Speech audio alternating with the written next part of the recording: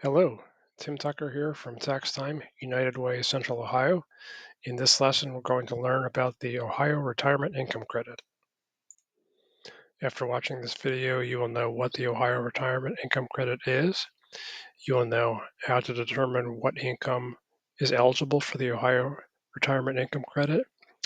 You will understand how to enter data into TaxSlayer, and you will also understand where this information ends up appearing on the Ohio IT 1040 that gets produced. So what is the Ohio Retirement Income Credit? First of all, it's a credit, which means that once your tax is calculated, this will subtract from the tax owed. It is non-refundable, which means it can lower your tax to zero, but not beyond. The requirements for the retirement income credit are shown here from the IT 1040 instructions. Income less than $100,000, which is not going to be an issue for our VITA clients. The income must have been received because you retired and you're getting it from a retirement account such as a pension or a IRA or a 401k.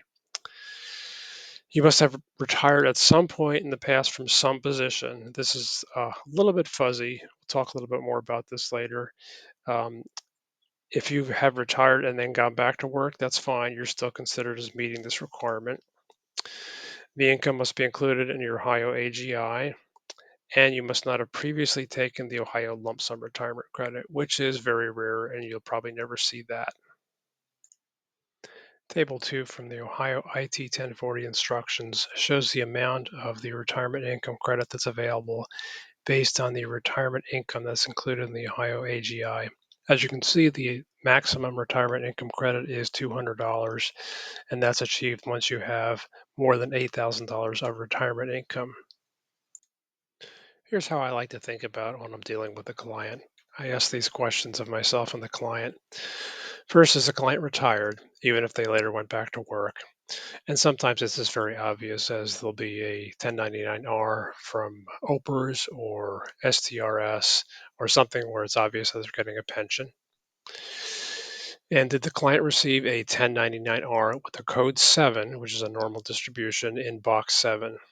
And again, could be from a pension, or it could be withdrawal from an IRA with the code 7, or it could be a 401k withdrawal with the code 7.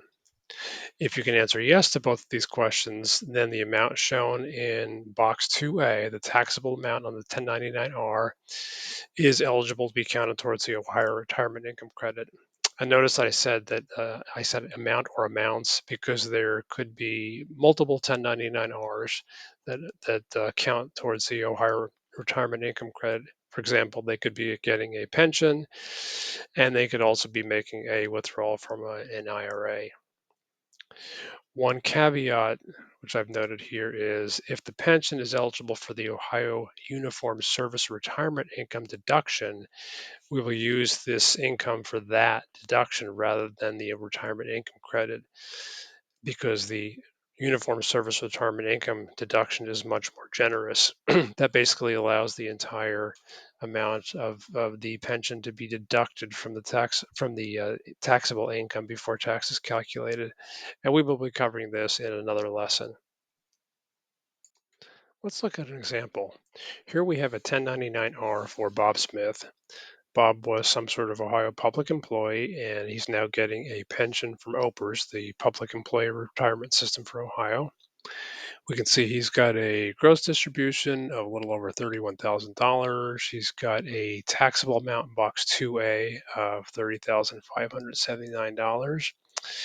And we see that he's got a distribution code of 7 in box 7. So it looks like he meets all the requirements for the Ohio Retirement Income Credit. I've entered Bob's information into TaxSlayer, and I have not yet gone into the Ohio return. So let's take a look at how things appear on the Ohio return before we add the Ohio Retirement Income Credit. So I'm going to go ahead on the state return. I'm going to generate the PDF. I think this is helpful to better understand how things work on the Ohio tax return.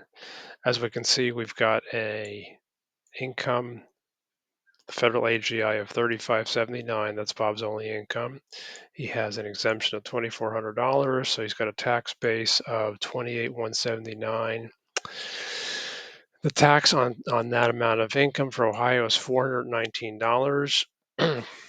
When we look at his non-refundable credits, all he has is, turns out he's a senior citizen, so he's getting the $20 senior citizen credit. So that reduces his tax to $399. If you recall, he had $250 withheld from his pension. That leaves him owing $149. So let's go ahead now and jump into the Ohio return and see what it looks like once we add his retirement income credit. Now, when you first go into the Ohio return, it will ask you if you have uh, anything to enter for the retirement income credit, and it does this whenever it sees a 1099-R in the federal return. So in this case, we will say yes, and you'll see in this yellow box, it has a suggestion of what you might want to put for the qualifying retirement income credit. In this case, we know that this entire amount is pension, so we will enter this value, 3579, in this box and click continue. And this is information we've already entered for the school district. So we'll just say continue. And we've already done this, so we'll say no. And let's exit the Ohio return and see what happens. You can see that his Ohio return refund went from owing $149 to now getting back $51. Let's take a look at the Ohio IT 1040 now.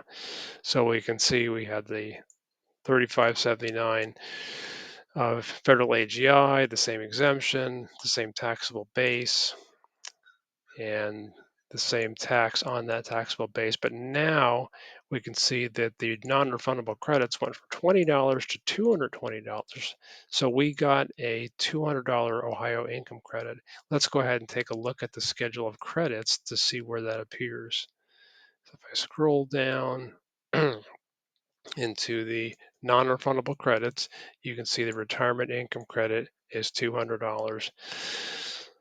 The tax layer will calculate the amount of credit for you based on the amount of income that you put into the retirement income credit. What if you need to go back in and change the value that you put in for the Ohio retirement income credit, or if you did not get a question from TaxSlayer when you first went into the return and you later need to go in and add the retirement income credit? Well, to do that, we'll just go to the state return and click edit. And we'll get through this question about the county. And here we see the main menu for the Ohio return. We know that the Ohio retirement income credit is a credit, so we will click on the credits. We know it is a non-refundable credit, so we'll click on non-refundable credits.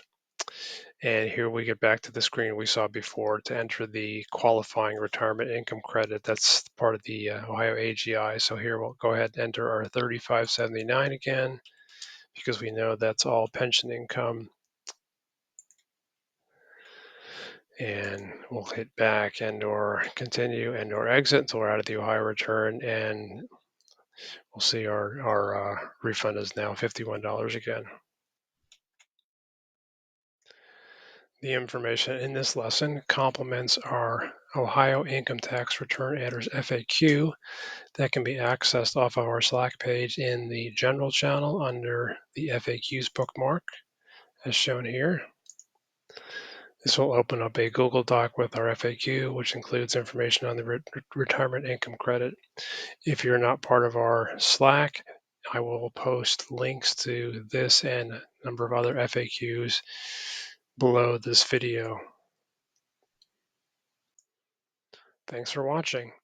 You can leave questions or comments below the video on this channel, or you can send me email at timmythetaxman@gmail.com.